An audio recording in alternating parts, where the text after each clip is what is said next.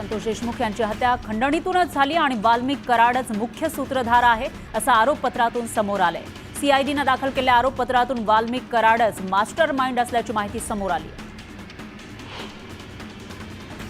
सीआयडीच्या आरोपपत्रातून महत्त्वाची माहिती समोर आलेली आहे। खंडणी प्रकरणामध्ये अडथळा आणल्यानं संतोष देशमुख यांची हत्या करण्यात आली आणि वाल्मिक कराडच मास्टर माइंड असल्याचा उल्लेख आरोपपत्रात केलाय।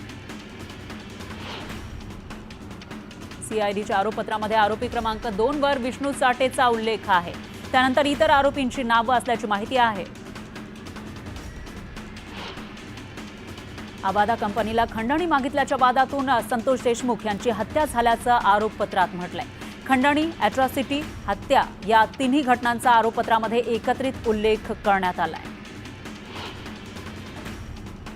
29 नोव्हेंबरला सुदर्शन घुलेच्या फोनवरून वाल्मिक कराडनं खंडणी मागितली होती आणि 6 तारखेला संतोष देशमुख यांचा सुदर्शन घुले, प्रतीक घुले आणि सांगळे यांच्यासोबत वाद झाला होता असं आरोपपत्रामध्ये नमूद करण्यात आलंय।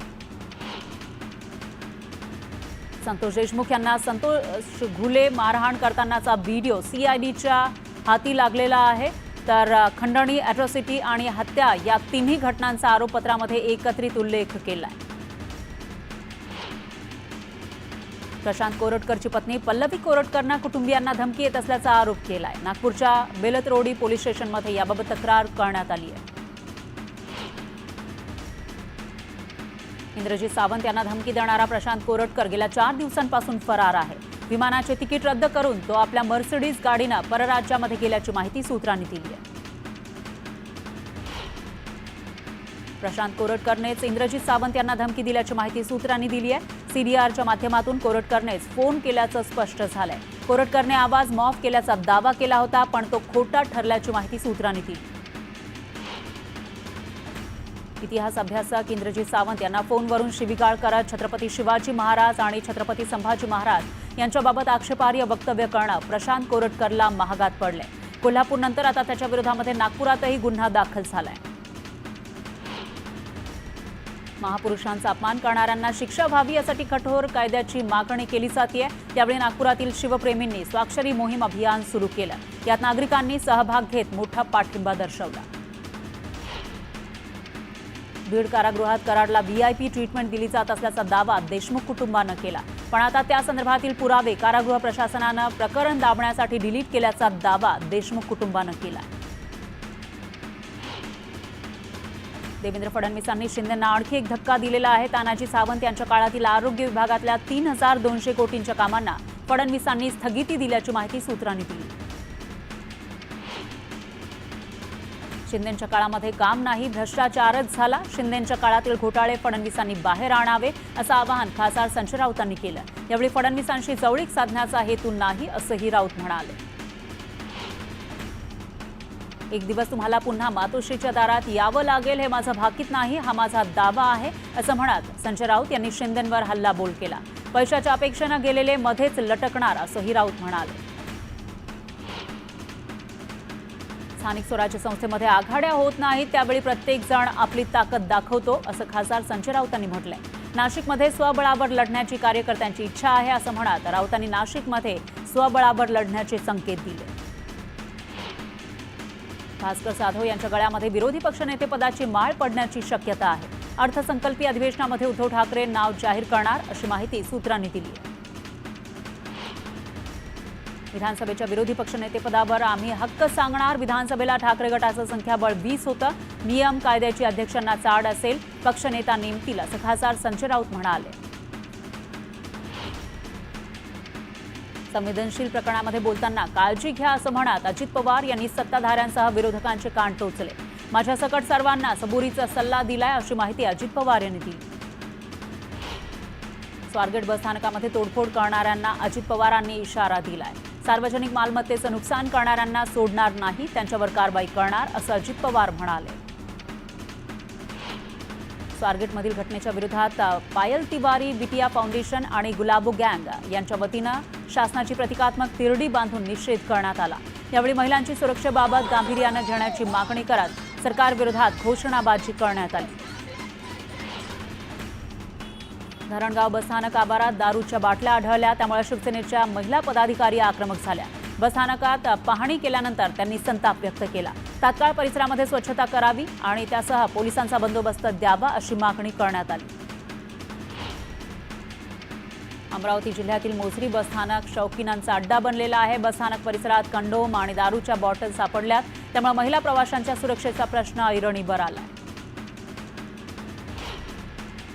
महामार्गाच्या चौपदरीकरणातील महत्त्वपूर्ण टप्पा असलेल्या वळण रस्त्यावर तरसोद इथल्या रेल्वे मार्गावर पूल बांधण्याचं काम सुरू झालंय।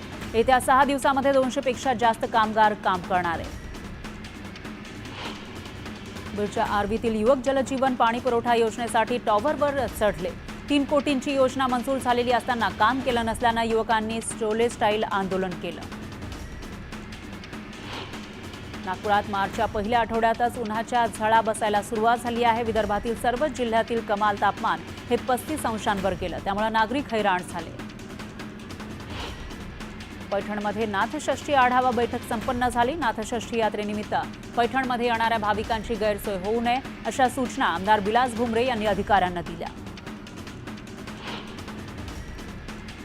20,000 रुपये हेक्टरी बोनस देण्याचं आश्वासन मुख्यमंत्री फडणवीस यांनी हिवाळी अधिवेशनात दिलं होतं। मात्र गोंदिया जिल्ह्यातील 1,52,000 शेतकऱ्यांना अद्यापही बोनस न मिळाल्यानं त्यांनी आंदोलनाचा इशारा दिलाय। साताऱ्यात उदयनराजेंनी त्यांना भेटण्यासाठी आलेल्या लहान मुलीसोबत गप्पा मारल्या आणि तिला चॉकलेटही दिलं। हटके स्टाईलसाठी प्रसिद्ध असलेल्या उदयनराजेंनी मुलीसोबत फोटो सेशन केलं। धुळे जिल्ह्यामध्ये यंदाच्या रब्बी हंगामात गहू, मका याबरोबरच शेतकऱ्यांनी दादर ज्वारीचीही लागवड केली। कमी पाण्यामध्ये दादरचं चांगलं उत्पादन येत असल्यानं शेतकऱ्यांनी या ज्वारीला पसंती दिली। बीड शहराजवळील पालवण इथल्या वनविभागाच्या डोंगरावर 40 एकरात सह्याद्री देवराई प्रकल्प उभारण्यात आला। मात्र मागील 1.5 वर्षापासून पाणी नसल्यानं झाडं सुकू लागली आहेत।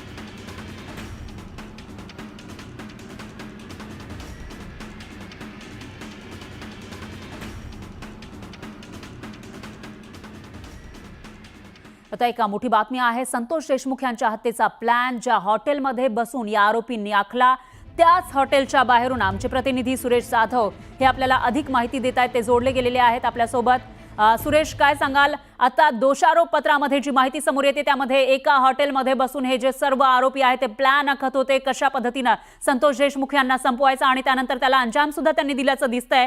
त्या हॉटेलमध्ये तुम्ही आहात, काय सांगाल? कशा पद्धतीनं कुठे बसून त्यांनी तो प्लॅन आखला होता?